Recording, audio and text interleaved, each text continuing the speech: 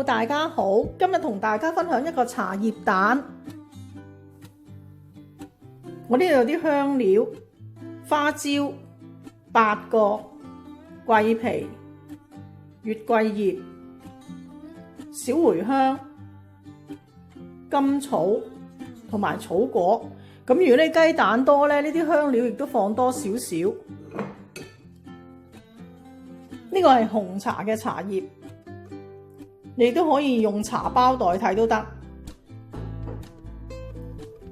如果中意食辣呢，可以放一啲辣椒嘅。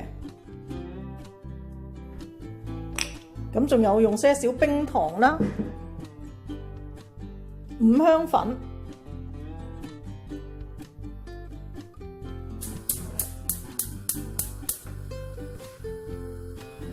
雞蛋洗乾淨之後煮熟佢。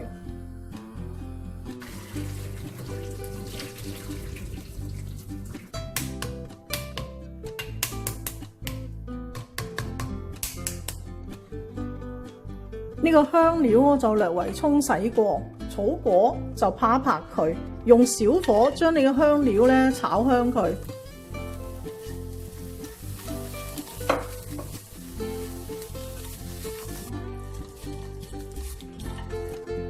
落埋呢個五香粉，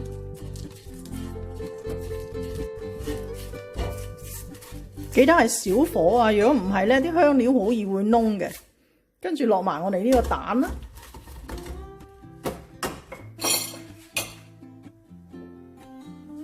茶葉、辣椒乾、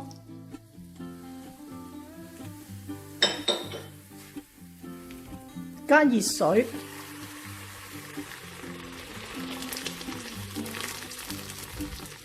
呢個熱水咧就要浸過個蛋面嘅。生抽、冰糖、適量嘅鹽，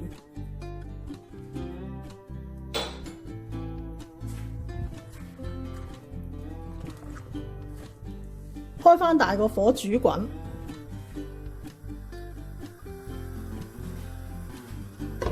滾咗之後小火煮15分鐘。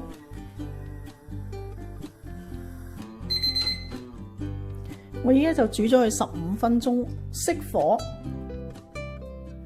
有時間嘅話咧，你可以3個鐘頭之後小火再煮佢15分鐘，攤翻凍，然後擺雪櫃浸佢1晚。冇時間嘅話咧，可以而家攤凍佢，跟住擺雪櫃浸佢1晚。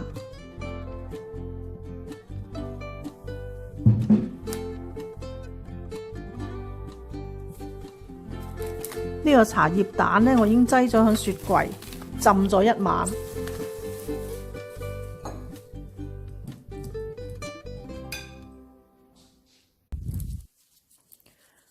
浸咗1晚之後咧，你可以原煲再煮翻熱佢。